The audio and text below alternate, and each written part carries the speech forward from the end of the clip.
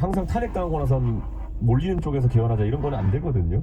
그러니까 저는 개헌이라는 건 정말 누군가가 대통령이 돼서 임기 초에 본인의 권력을 줄이는 방향으로 국민들에게 진정성 있게 다가갔을 때 하는 거고요. 지금 개헌 얘기 나오는 거는 시간 끌기에 가까울 수밖에 없다.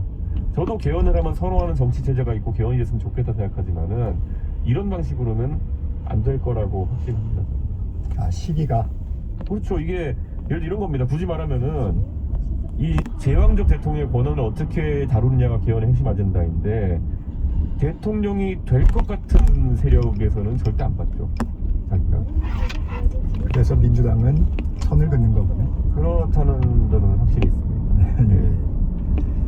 이재명 대표는 추경을 요구를 했어요. 네. 예산안 통과된 지가 얼마 안 됐지 않습니까? 그러니까 굉장히 근시안적인 겁니다. 윤석열 정부에게 결국에는 공세적인 입장을 취할 때는 예산도 삭감해놓고 거기에 대한 비판이 있고 그리고 또 실질적으로 국가 운영이 어려워지면은 예산을 또 늘려주겠다. 추경은 그렇게 하라고 있는 제도가 아니거든요. 이게 정치적인 공세를 한 다음에 다시 나중에 추경으로 또 생색내려고 있는 제도가 아니거든요. 국가 예산이라는 거는 사실 추경을 하지 않을 정도로 면밀하게 계획해가지고 가는 것이 맞고 뭐 대외적인 경제 상황이 변하면 추경할 수 있는 거지만은 한 달 사이에 갑자기 뭐 많은 게 변한 거 한 달이 아니라 한 2주 사이에 많은 게 변한 게 아니지 않습니까? 그렇죠. 변한 건 정치 상황이죠. 네. 이거야말로 이게 정치적인 그런 행동들이었다 이 봅니다. 국정안정협의체, 이재명 대표가 제안한 국정안정협의체는 어떻게 보세요? 한동훈 대표가 사실상 굳이 비판하자면 한 2주 전쯤에 본인이 뭐 한덕수 총리랑 두 분이 서가지고 소통형 행사하려다가 국민들에게 많은 지탄을 받았던 적이 있는데요. 국정안정협의체라는 게 뭡니까? 그때는 여당 대표인 한동훈 대표가 내가 국정을 이끌겠다고 했다가 지탄받은 거고 지금은 야당이 지금 이제 그런 얘기를 해가지고 혹사 본인들이 여당이 된 양 그러는 거 아니겠습니까? 저는 국가에서 헌법이 지정한 절차에 따르면은 결국 한덕수 총리니 권한 대행으로서 거의 네. 대부분의 대통령의 권한 행사하도록 되어 있는 거거든요. 예를 들어 이런 겁니다. 상정하고 싶지 않지만 예를 들어서 내일 만약에 국방 상황에서 급변 사태가 발생한다. 북한이 뭐 도발을 한다. 그러면은 우리는 헌법에 따라 가지고 한덕수 총리 중심으로 그런 상황을 해결해야 되는 겁니다. 그게 우리 헌법이 정해놓은 비상 상황에 대한 대처법이거든요. 근데 뭐 흡사 국가적 비상사태에도 그럴지언정 지금 나머지 상황에 대해 가지고 갑자기 야당이 주도하는 국정협의체가 뭘 한다? 그게 바로 위헌입니다. 네. 윤 대통령 그 수사든 탄핵이든 당당히 맞설 것이라고 했는데 현재까지 모습은 좀 다릅니다. 소환 통보에도 응하지 않고 서류도 받지 않고 있는데 이제 수사기관이 좀 정리가 됐어요. 네. 이제 수사가 이루어다 되면 수사에 응할 것으로 보입니다. 지금 상황에서는 안 할 것으로 보입니다. 왜냐하면 딱 풍기는 분위기가 그렇잖아요. 그런데 저는 참 윤석열 대통령이 그 수사검사로서 상당히 스타검사로 유명했던 분인데 이게 검사라는 분들도 남 잡아놓는 거는 전문가인데 본인이 정작 수사의 대상이 되니까 이렇게 허술할 수 있구나. 왜냐 국민들의 이런 트라우마나 이런 것들은 전혀 감안하지 않고 본인이 법률 기술자로서의 방어를 하려고 하는 것 같은데요. 안타깝고요. 저는 국민들께 가감히 말씀드리고 싶은 게 정치권에서 좀 법률가 좀 덜 봤으면 좋겠습니다. 지금 어쩌다 보니까 지금 다시 여야의 사령탑도 법대 출신들, 변호사 출신들이 지금 하고 있는 거고요. 권성동 대표 검사 출신, 이재명 대표 변호사 출신, 대통령도 검사 출신, 한동훈 전 대표도 검사 출신. 어쩌다가 이런 상황이 발생했는지 모르겠습니다. 지난 국민의힘 전당대회로 가면요, 대통령 윤석열 서울대 법대, 그 당시 비대위원장 황우영 서울대 법대, 한동훈 후보 서울대 법대, 나경원 후보 원희룡 후보 서울대 법대. 이런 일색 속에서 법대 출신들과 율사 출신만 있으니까 항상 과거를 재단해가지고 선악을 가르려고 합니다. 이게 이분들의 직업적 특성인지 모르겠지만은 저는 이제 이런 거 그만했으면 좋겠습니다. 이 상황에서 우원식 국회의장 국정조사 추진하고 있어요. 성과를 낼 수 있을까요? 좀 늦었다는 생각이 들긴 합니다. 제가 사실 우원식 의장님께 저희 개혁신당에서 이 계엄령이 발생했을 때 바로 좀 국정조사 진행하자 이런 얘기를 했었는데 뭐 여러 중요한 상황도 있었기 때문에 늦어진 거지만은 국정조사를 통해서 충분한 이런 계엄에 대한 자료를 수집하고 탄핵이 이루어졌어도 저는 괜찮다고 봤거든요. 옛날에 박근혜 대통령 때 그랬습니다. 그런데 어쨌든 지금이라도 뒤늦게라도 이런 국정조사를 통해서 계엄령에 대한 진실을 국민께 소상히 알리고 그에 따라서 탄핵 심판 절차도 순탄하게 진행될 수 있도록 해야 된다 이렇게 생각합니다. 네. 명태균 씨 관련 수사도 속도를 좀 내고 있습니다. 황금폰이라고 그러나요? 네. 그 쓰던 전화기 내용이 공개되는 파장이 클 것으로 보이는데 윤석열 대통령과 김건희 여사의 공천 개입 의혹 수사 어떻게 보십니까? 제가 처음부터 저도 언론에 증언했던 것처럼 아마 그런 전화기에 윤석열 대통령과 김건희 여사와의 대화 같은 것이 많을 겁니다. 저도 익히 알고 있는데 그런데 그 안에서 이제 실제 공천 개입과 관련된 내용이 지금 보면은 예전에 공개됐던 윤석열 대통령과 명태균 사장의 대화 외에도 그 공개된 대화 나는 김영선이라 했는데 뭐 그 대화의 한 70-80%가 삭제된 지금 버전이라고 하거든요. 거기 보면 뭐 누구에게 본인이 연락했다부터 이렇게 나온다고 하는데 이 부분도 지금 뭐 계엄 정국에서 좀 덜 관심 받는 것 같긴 하지만 윤석열 대통령의 그런 공천 개입이라는 데서는 상당한 증거가 나올 거로 보입니다. 명태균 씨 측 변호인이 홍준표 대구시장과 오세훈 서울시장을 향해서도 언행을 조심하라 이렇게 경고했다고 해요. 뭐 그런데 사실관계가 변하겠습니까? 언행을 조심하고 안 한다 해가지고 그러니까 아무래도 그 표현은 그 홍준표 대표 측에서는 명태균 시장을 이제 사기꾼으로 몰고 그리고 오세훈 시장도 이제 사실 그 형사 고소를 하겠다고 하니까 그런 감정 대립이 양쪽 간에 커진 것 같은데요. 저는 그것 때문에 진실이 바뀌진 않을 것이다 라는 생각을 하고요. 아마 수사를 통해서 나오지 않을까 생각합니다. 네. 발단이 된 2022년 재보궐선거 예. 당시에 이제 공천관리위원장이 윤상현 의원이었고 예. 대표가 이 의원이었어요. 예. 경찰에서 관련 조사를 좀 요청을 했나요? 없죠. 저에게는 어떤 조사 요청까지 들어온 게 없습니다. 이 의원도 몇 번 이제 접촉이 있으셨는데 명태균 씨 어떤 사람입니까? 저는 몇 번 접촉 정도가 아니라요. 상당히 오랜 기간 알고 지냈는데 저는 이분과 뭐 금전 거래라든지 아니면은 뭐 여론조사나 이런 걸 부탁하고 한 적이 없기 때문에 지금 많은 정치인들이 고생하고 있는 그 분야와는 관계가 없고요. 이분이 제가 몇 번 언론에 얘기했던 것처럼 윤석열 대통령과 김건희 여사 신임을 얻으면서 사실 정치인과 메신저 역할을 굉장히 많이 했고 또 잘한 편입니다. 그거는. 왜냐면 이분이 창원 출신으로서 서울에 연고가 있는 분이 많지 않기 때문에 뭐 이 메시지 전달하고 하면서 뭐 기자들에게 유출되고 이런 게 없었기 때문에 상당히 정치권에서는 그런 역할 많이 했던 거예요. 네, 시간이 한 1분 정도 남아있는데 헌법재판관 3명을 임명하기 위한 국회 인사청문회 일정이 야당 단독 의결로 확정이 됐습니다. 네. 인사청문 절차가 마무리돼도 국민의힘이 지금 절차에 참여하지 않는데 헌법재판관을 대통령 권한대행이 임명할 수 있을까요? 예전에 민주당 의원님들이 박근혜 대통령 탄핵 때 안 된다는 얘기를 많이 이제 해놔가지고 이게 지금 내로남불 또는 모순 아니냐 이렇게 하는 경우가 있는데요. 대통령 권한대행 아까 말했던 것처럼 만약에 북한이 내일 쳐들어와도 전군을 지휘해서 군통수권을 행사할 수 있는 권한도 있는 사람입니다. 그렇기 때문에 저는 그보다 훨씬 약해 보이는 권한인 이런 임명권 정도는 다 가지고 있다고 보는 입장입니다. 제2요구권은 좀 부담이 더할 텐데 어떻습니까? 제2요구권도 있지만은 저는 정치적으로 그걸 행사하느냐는 한덕수 총리님이 고도의 정치적 판단을 하셔야 된다 이렇게 봅니다. 저는 지금 상황에서 제2요구권 행사는 국민 정서에 반하는 행동이다 그렇게 생각합니다. 알겠습니다. 이준석 개혁신당 의원과 말씀 나눴습니다. 오늘 말씀 감사합니다. 예, 감사합니다. 정적시사 1부 여기서 마치고요. 잠시 후 2부에는 최재성 전 청와대 정무수석 만나봅니다.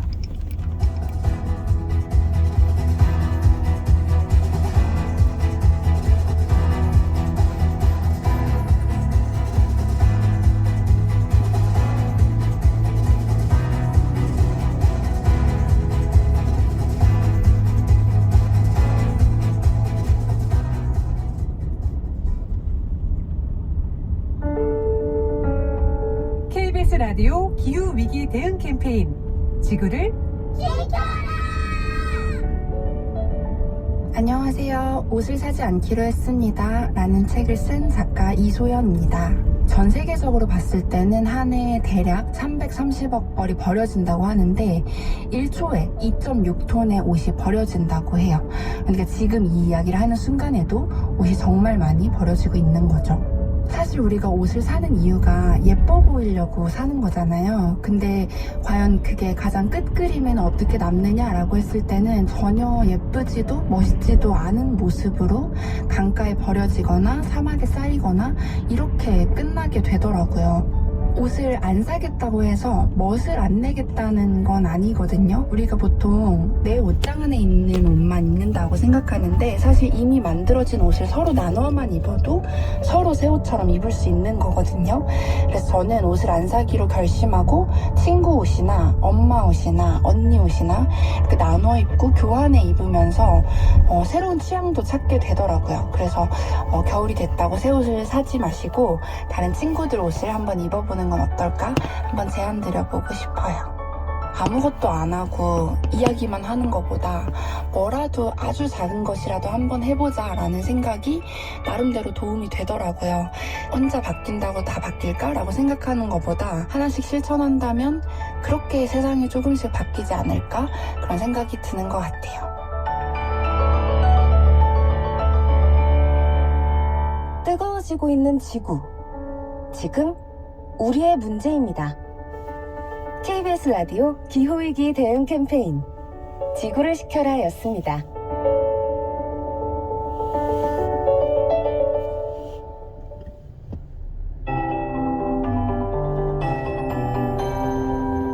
KBS 58분 날씨. 오늘 아침도 강한 추위가 이어지고 있습니다. 어제 이 시각보다 기온이 1도에서 6도가량 더 떨어지면서 지금 서울이 영하 6.7도, 체감온도는 영하 10도 정도로 나타나고 있고요. 대구와 광주의 체감온도는 영하 6도 안팎으로 느껴지고 있습니다. 특히 한파주의보가 발효 중인 경기 북부와 강원 내륙을 비롯해 그 밖의 중부 내륙과 전북 동부, 경북 내륙 일부 지역의 기온은 영하 10도 아래로 떨어져 있는데요. 이 추위는 오늘 낮부터 점차 누그러지겠습니다. 한낮에는 서울 5도, 대전 6도, 강릉, 제주 9도, 부산 10도 등으로 어제보다 1도에서 5도 정도 높겠고요. 주말인 토요일까지는 예년 이맘때 기온을 보일 전망입니다. 오늘 전국의 하늘이 대체로 맑겠고 제주도에는 바람이 강하게 불겠습니다. 지금 수도권 일부와 강원 영동, 경상도 해안에는 건조주의보가 발효 중이어서 불조심하셔야겠습니다. 내일은 전국이 차차 흐려져 오후에 경기 서해안과 충남, 전라도 등 서쪽 지역을 시작으로 절기 동진 토요일에는 전국 대부분 지역에 눈이나 비가 내리겠고요. 이후 일요일부터 다시 강한 추위가 찾아올 전망입니다. 현재 서울의 기온은 영하 6.7도입니다. 송소진입니다.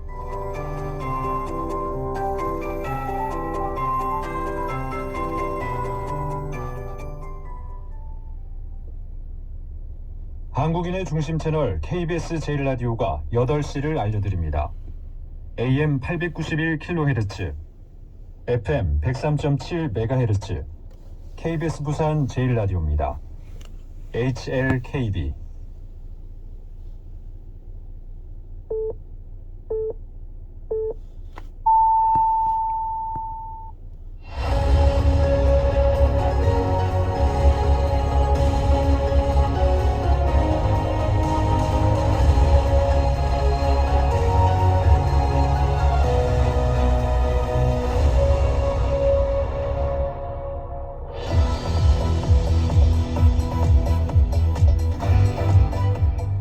이번엔 최재성 전 청와대 정무수석과 주요 정치 현안들 살펴보겠습니다. 수석님 어서 오세요. 안녕하세요. 어제 국민의힘 권성동 대표 권한대행과 더불어민주당 이재명 대표가 만났습니다. 탄핵 정국 속에서 여야 대표가 만난 건데 주목한 대목 있어요? 그 만남 자체의 하나의 이제 전제 조건, 또 환경, 정치적 환경을 보면 국정협의체 정도가 사전에 조금 서로 이재명 대표가 이제 제안을 했었잖아요. 그게 조금 긍정적으로 신호라도 갔어야 만남이 의미가 있었을 텐데 권성동 대표가 우리가 아직 여당이다, 이재명 대표 대통령 된 것처럼. 행세하냐, 뭐 이런 식으로 얘기를 해서 뭔가 이 속에서 이 비상 상황에서 초당적으로 여야가 돌파구를 마련하고 협력할 수 있는 이런 조건을 그런 신호를 받지 못하고 만난 거라서요. 크게 뭘 할 수 있는 출발점으로 그렇게 인식되어지지는 않습니다. 네, 권성 또 네. 이후에 이제 네. 뭐 더 얘기를 할 수 있겠는데요. 이게 계엄으로 인한 국회 탄핵이라는 엄청난 사건이 벌어진 거거든요. 네. 박근혜 대통령 탄핵하고 또 내용이 달라요. 네. 그런데 국민의힘이 탄핵 반대를 85%가 했어요. 국민들은 80%가 탄핵해야 된다라고 얘기를 했고, 네. 그리고 탄핵에 찬성했던 이 한동훈 대표가 뭐 쫓겨나다시피 했어요. 이게 기현상입니다. 집권 여당 아니에요. 네. 책임 여당이고 대통령을 배출한 거거든요. 정당의 존립 존재 이유는 집권에 있어요. 그 목표가. 그래서 대통령제 하에서 집권이라는 하면 대통령을 배출하는 건데, 그래서 여야 동체라고 얘기를 하고 공동 책임이라고 얘기를 하고, 근데 사과도 안 하고 그런 불법 계엄을 저지른 자신들의 배출한 대통령의 탄핵을 반대를 해요. 그래서 이런 엄청난 사태 앞에서 국민의힘이 정치적 계산기를 두들긴 것이, 여야가 앞으로 이런 비상 상황에서 무언가 서로 협력하고 돌파구를 마련할 수 있는 그런 것을 장애한 근본적인 원인입니다. 네. 권성동 대표 권한대행은 제왕적 대통령제의 문제점을 좀 얘기하면서 개헌과 또 탄핵소추 철회를 좀 요청을 했어요. 이 부분은 어떻게 평가하십니까? 두 가지인데요. 이제 개헌은 박근혜 대통령 탄핵 당시에 네. 최순실 사건이 터지고 태블릿 PC 이게 터지고 그야말로 위기 상황으로 몰렸잖아요. 11월 국회 예산안에 대한 시정연설을 박근혜 대통령이 와서 하면서, 그때 의원들 200명 넘게 개헌해야 된다고 여야 의원들이 서명까지 하고 그랬던 상황이었거든요. 그걸 내내 개헌 안 된다고 그야말로 막아왔던 박근혜 대통령이 갑자기 개헌하자 그랬어요. 네. 그건 위기 상황을 국면 전환을 시키기 위한 일종의 꼼수 제안이거든요. 물론 안 됐죠. 그래서 개헌 정도를 여야가 논의하고 실질적으로 그걸 진전을 시키려면 정상적인 상황에서도 쉽지 않은 문제인데, 지금 이 위기 상황에 여야가 지금 입장과 견해가 다르잖아요. 탄핵해야 된다, 탄핵 반대, 이게 이제 어제까지 일이고요. 그리고 앞으로 뭐 헌법재판관을 3명을 임명해야 된다, 말해 못한다. 그래서 이런 또 내란이다. 그런데 국민의힘은 아니라고. 네. 이런 상황에서 매우 어려운 개헌 작업이 정상적으로 진행될 수는 없습니다. 그래서 이것은 그 당시 박근혜 대통령 당시에 국면 전환, 위기 전환으로 읽혀지는 그런 거라고 보고요. 또 권성동 원내대표가 얘기했던 다른 특검이라든가 이런 것도 탄핵, 철회에 대한 탄핵소추안 얘기하고, 특검에 대한 입장도 마찬가지입니다. 근데 저는 뭐 다른 탄핵에 대해서는 뭐 개인적으로는 민주당의 검사 탄핵이라든가 감사원장 탄핵, 이것이 좋은 방법은 아니다, 정무 전략적으로도 좋은 방법은 아니다라고 얘기를 해왔습니다만,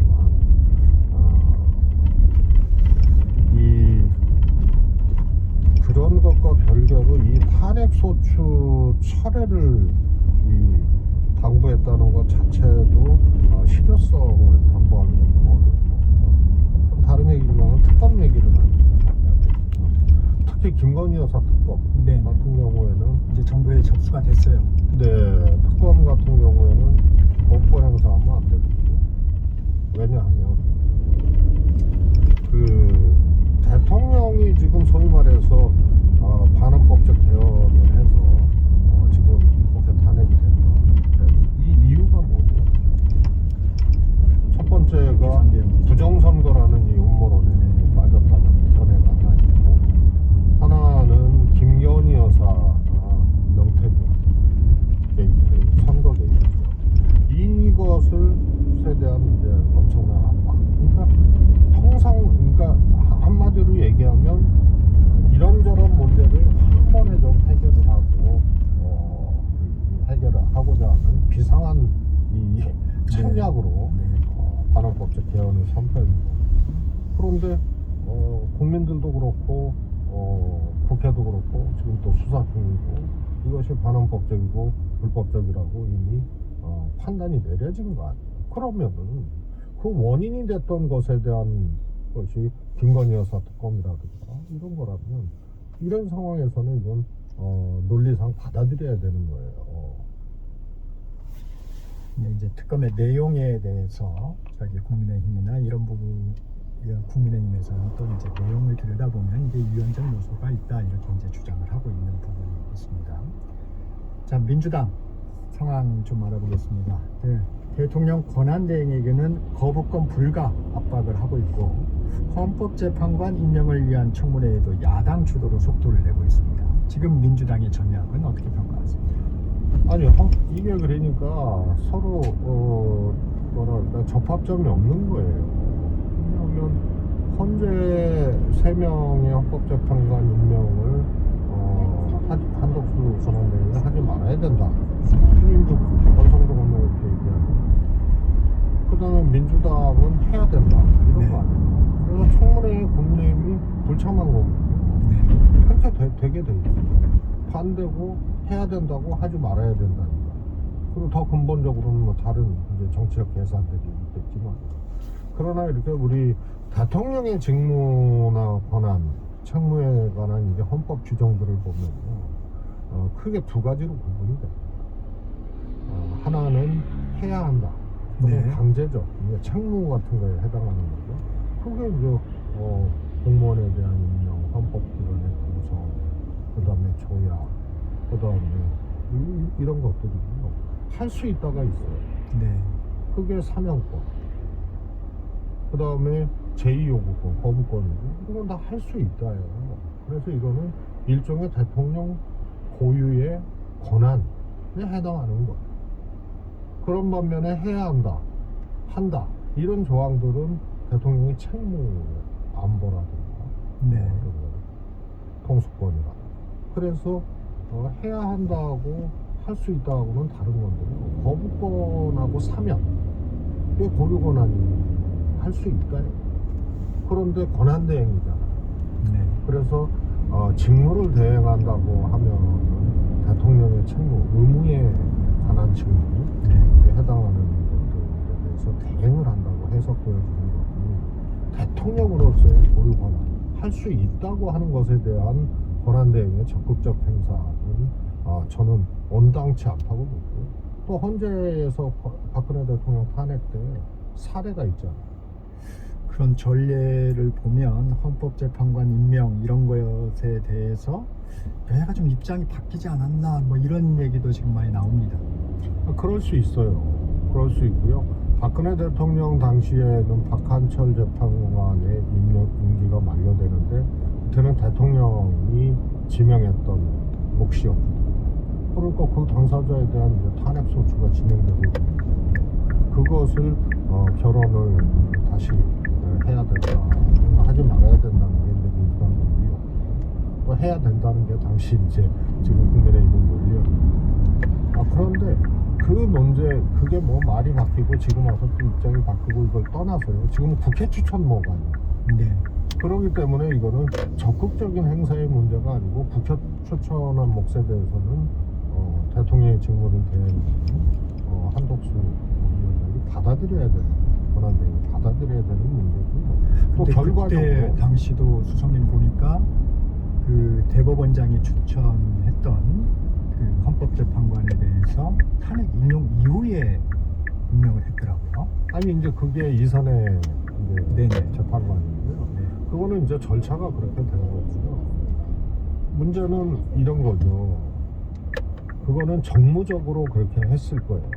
저는 그것도 잘못됐다고 보는데 정상적으로 그냥 하면